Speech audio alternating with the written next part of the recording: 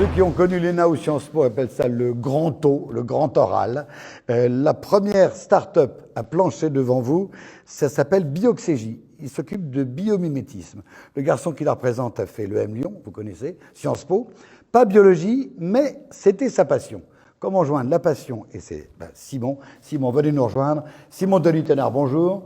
Président et directeur général de Bioxégie. Tout à fait, tout à fait. Biomimétisme. Tout à fait. J'en suis le cofondateur.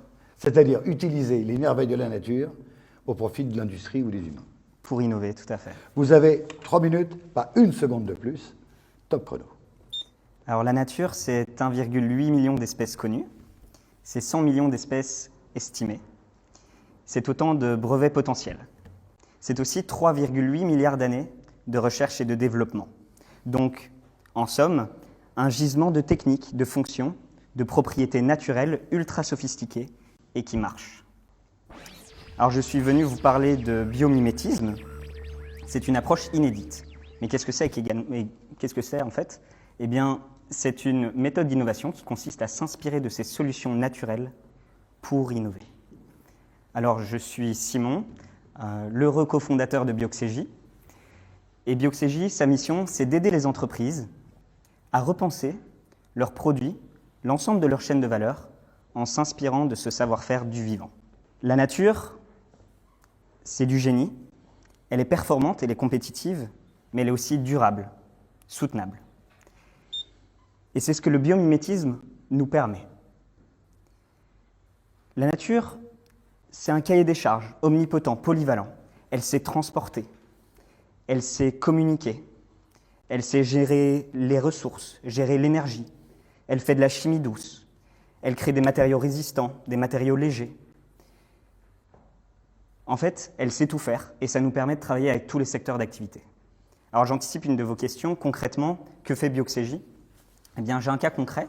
Tous mes projets sont confidentiels, mais on m'a autorisé à parler de l'un d'entre eux. Un client m'a demandé de travailler sur le nettoyage des caméras des véhicules autonomes. Alors elles s'encrassent vite à cause de la neige, de la pluie, de la boue. Et donc il y a un grand enjeu, un objectif qui consiste à réduire la consommation de liquide de nettoyage, d'eau, mais aussi de repenser un système plus intelligent que le vulgaire gicleur de pare-brise. Et donc grâce à notre réseau d'experts, des biologistes, mais aussi nos bio-ingénieurs en interne, on a repensé et on s'est rendu compte, en fait, que la membrane nictitante, la troisième paupière, de mammifères dans des zones arides, était en fait le meilleur modèle, au niveau des yeux, le meilleur modèle en fait de décrassage. Et donc on s'est inspiré directement de ces membranes pour repenser le système de nettoyage de caméras de ces véhicules autonomes, mais en consommant cette fois-ci 20 fois moins d'eau. Et des projets comme ça, avec d'autres industriels, on en a plein. Alors la raison pour laquelle je suis là cet après-midi, c'est parce que Bioxégie a 1 an et demi. On est 3 associés, mais on est aussi toute une équipe qui grandit. Mais on a besoin de ressources humaines de plus en plus pertinentes qui nous permettent de développer en fait, le biomimétisme à l'échelle française et aussi à l'échelle internationale. Merci à vous. 2 minutes 52 secondes, bravo. Bravo, vous tenez parfaitement les cordes. Qui a envie? J'imagine que vous brûlez de questions. Erwan? Concrètement, vous pouvez intervenir sur des projets directement industriels ou on est plutôt sur des projets très amont, très recherche? Ben, en fait, on propose les deux, c'est-à-dire qu'on va à chaque fois essayer de bien se calibrer en fonction de nos partenaires, de notre client, dont les demandes peuvent être toujours plus spécifiques. Alors, soit notre client cherche de l'innovation complètement disruptive, donc il veut repenser son produit, et c'est le cas de certains d'entre eux, il ne faut pas croire. Dans ce cas-là, on va commencer par une approche de type design thinking, où on va susciter la créativité, essayer de sortir de notre schéma de pensée habituel. Et puis après, en fait, nous, ce qu'on propose, c'est en fait d'aller jusqu'au prototypage. Donc, dans notre processus en fait, d'innovation, on peut accompagner le client de ces phases de créativité, on suscite l'innovation jusqu'à du vrai concret.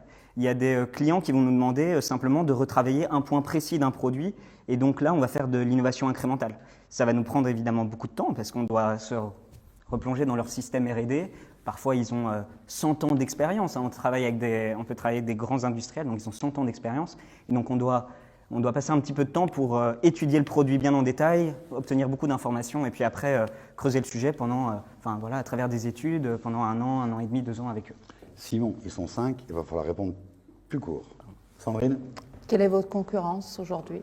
Alors nos concurrents sont principalement des bureaux d'études de type ingénieur, mais qui en fait n'intègrent pas nécessairement la biologie au début de la chaîne de valeur. On est les premiers sur le marché d'un point de vue privé. Okay. Élément différenciateur, donc. Par quel axe contactez-vous vos clients? Est-ce que c'est vous qui allez leur présenter leur offre ou est-ce que c'est eux qui sont venus vous chercher pour ce besoin? On a constaté les deux. En fait, on essaye de communiquer un maximum. Et le biomimétisme a l'avantage, c'est que, mine de rien, et on peut beaucoup communiquer dessus parce que c'est dans l'air du temps, c'est dans les tendances aussi. Et donc, ça attire. Nous, sur les réseaux sociaux, ça attire pas mal de professionnels, d'industriels. Donc, on a forcément qui viennent vers nous. Mais croyez-moi que je passe beaucoup de temps au téléphone, par mail, sur LinkedIn, comme beaucoup de start-upers, pour effectivement toucher différentes industries. Sandrine?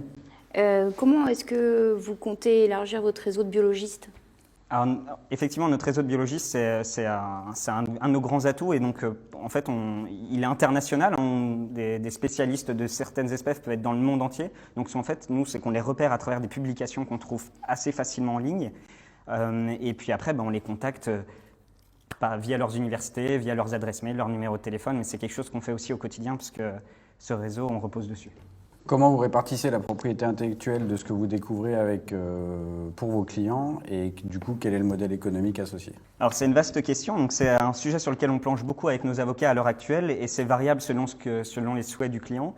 Aujourd'hui, on essaye de faire en sorte que l'innovation soit détenue par le client, mais qui nous octroie une licence pour nous éventuellement l'exploiter sur les autres secteurs d'activité. Donc par exemple, on peut avoir une licence dans le domaine automobile qui nous permet de la décliner sur le monde du ferroviaire, de l'aéronautique, si l'innovation est applicable dans d'autres secteurs. Mais vous copiez. Vous faites que copier la nature. Vous piquez les infos de la nature. On s'en inspire, mais Est-ce qu'on peut breveter le vivant? Alors non, on ne peut pas breveter le vivant, et ça d'ailleurs, nous on n'y tient pas. Nous, ce qu'on brevette, c'est effectivement le système qu'on va inventer à partir de la nature. Mais effectivement, ce qui est beau, c'est de se dire que justement, cette nature appartient à tous. Et nous, ce qu'on a vocation à faire, c'est essayer de l'universaliser, replacer un petit peu cet homme, l'homme qui s'en est tant détaché au centre de cette nature qui finalement détient en fait tout le savoir. Montaigne disait « nature peut tout et fait tout ». Michel? Le time to market en français, en combien de temps vous pensez arriver entre l'idée et R&D jusqu'à un produit opérationnel sur une chaîne de fabrication, par exemple? Aujourd'hui, je peux que me fier sur ce qu'on a déjà fait. Et là, on est sur des délais d'à peu près de la vie de la start-up. Donc, il faut compter au moins 1 an et demi. Et là, vous avez donc déjà un produit opérationnel, si on prend les essuie-glaces, par exemple, les nettoyeurs de phares, par exemple. On a des produits qui sont en cours de développement auprès de nos partenaires industriels. Je peux malheureusement pas en dire beaucoup plus que ça. Qu'est-ce que vous espérez gagner, à part la notoriété, la gloire, la beauté et une chaleureuse poignée de main? De quoi avez-vous besoin? Alors, vous allez peut-être me trouver naïf, mais je ne recherche aucun des éléments que vous m'avez dit. Je suis assez bien convaincu qu'aujourd'hui, on doit repenser notre modèle économique en matière d'innovation. Et je pense que là, la nature nous offre un autre type de paradigme qui, concilié à tout ce qu'on a dit précédemment au cours du débat, peut amener à quelque chose de beaucoup plus louable. Ce qu'on soit bien se dit clairement et en peu de temps. On a encore un peu de temps. Quelles questions auriez-vous aimé qu'on vous pose? Est-ce qu'il y a un élément de bioxégie? Je voulais insister. Il y a une question qu'on me pose et à laquelle j'aime bien répondre parce qu'elle me challenge. C'est est-ce qu'au bout du compte, l'humain réduit son impact sur la nature en utilisant de l'innovation bio-inspirée? Oui. Et j'ai de la chance. Alors, est-ce que l'humain réduit son empreinte? Alors, donc nous, ça fait partie en fait de ce que nous, on prend en compte au cours du processus d'innovation, c'est qu'on va chercher à faire en sorte qu'au bout du compte, ce qu'on a produit avec le client ait un impact plus positif que ce qu'il avait avant. Parce que ça ne sert à rien de faire du biomimétisme comme certains en font, et certains en font magistralement bien, techniquement, mais si au bout du compte, on émet plus de CO2 et on consomme plus de ressources. Ce n'est pas notre objectif. Merci Simon, on est dans les temps, on a tout compris. Une question dans le public? Des libellules, des papillons, des requins, des peaux de requins pour faire des maillots de bain ou des ailes d'avion? Il y a plein de choses, plein d'exemples. J'en ai des dizaines dans mon sac. Merci, on va se revoir très bientôt, j'espère. Merci à vous, Jérôme. À bientôt, bravo Simon, merci, bravo. Au revoir.